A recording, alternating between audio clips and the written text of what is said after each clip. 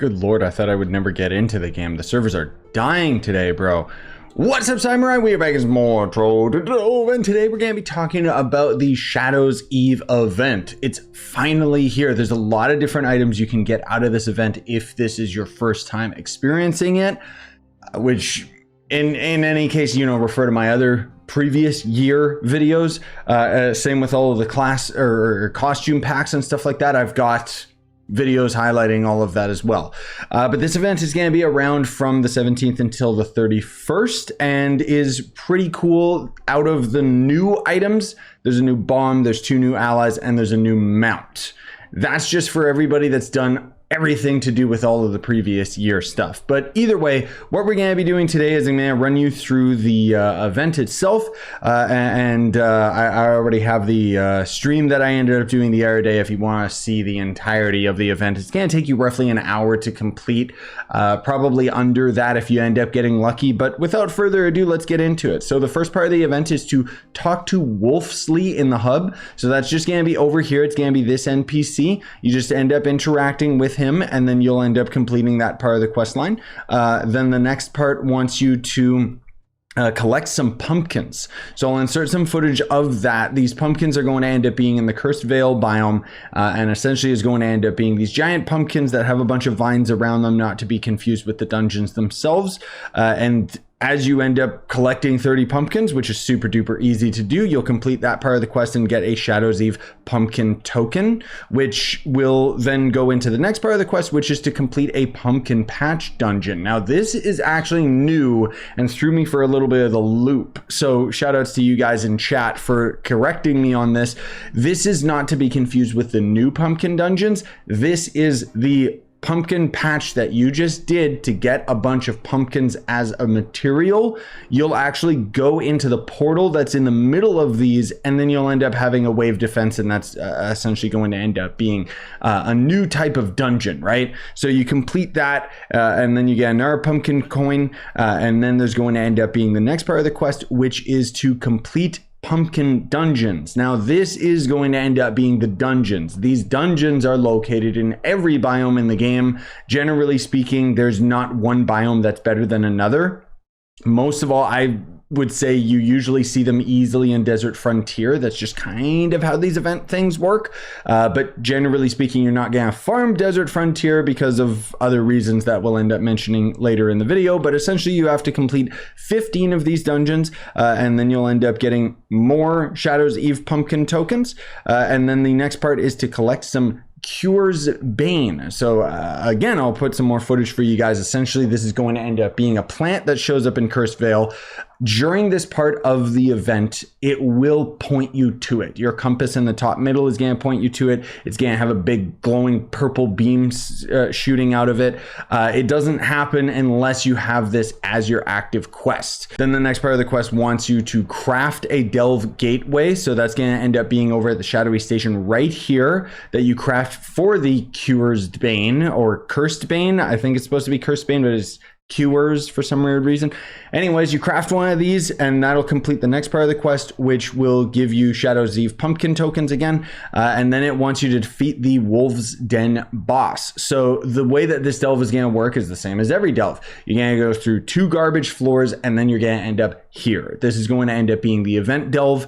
It's actually pretty cool. I like all of the enemies in here. I like the theme of it all. It's just kind of like Discord dark mode, so it's really easy on the eyes. Essentially, you can get all the way to the end, and then this is going to end up being the boss that you have to defeat. Now, not only once you defeat the boss, you'll end up getting some of the pumpkin tokens, but you can also get this costume as a really rare drop.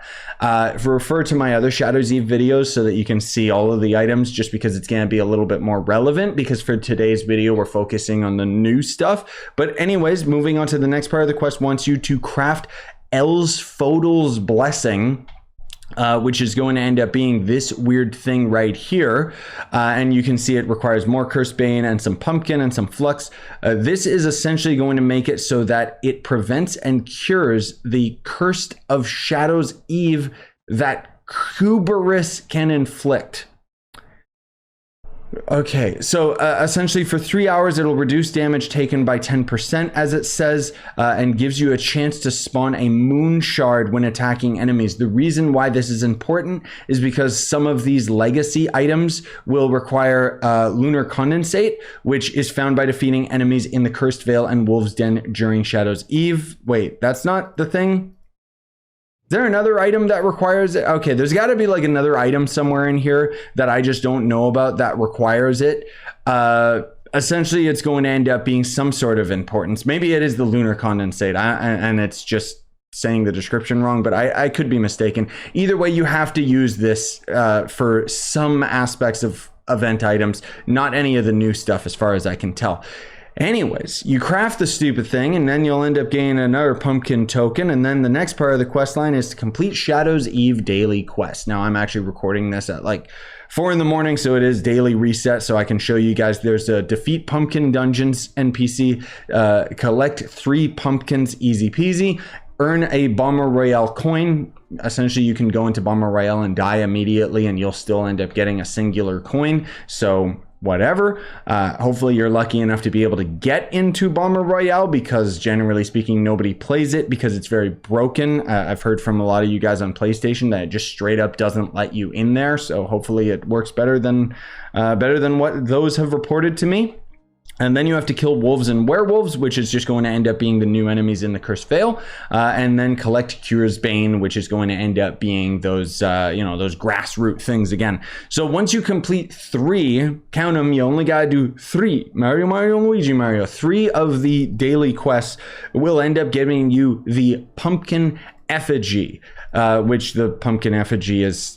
Well, we'll talk about that in a bit. Anyways, you have to craft the daily headless cache as the final objective, which is going to end up being this right here. This is essentially going to end up being a cheaper version of the cache versus the other one right here, which is going to end up being a little bit more expensive. Actually, no, this one's way more expensive.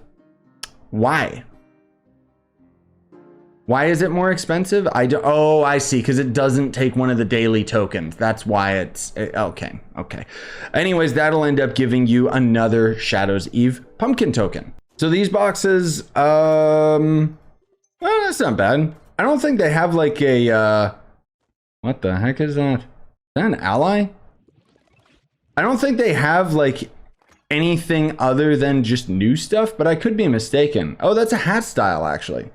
Oh, that's kind of cool. I think they can rarely have like tradable allies instead, tradable versions of the Bodiless Steed and Pumpkin Patch Bomb and Pumpkin Effigy. Oh, the Effigy. Wait a minute. No, it's not related to the Draco Lantern. I'm not exactly sure what the Effigy is for. Huh. I didn't really notice. I guess it's like, it's clearly something related to this. It's just, I don't exactly know what that is. So somebody sound off in the comments. I'm sorry about that. But anyways, as far as the new stuff is concerned, you got a Pumpkin Patch Bomb, which, I mean, frankly speaking, you can see it right there. But the big point is that this event is going to be time gated for the rewards because you need to have the pumpkin coins, and candy corn is going to end up being atrocious to grind. Now, before I end up showing you some of these items, I don't have all of them. For the candy corn, U9 and up is essentially going to end up giving you 4 candy corn per 1-star dungeon. I don't think 3-star dungeons matter, and it doesn't matter if you go higher than U9. It's not going to end up making a difference. That is all 1-star dungeons, not just the pumpkin dungeons, so keep that in mind, okay? So that is essentially the best way that you can end up grinding candy corn. There's not really anything better than that. If somebody does have a better strategy, please sound off in the comments and let it be known.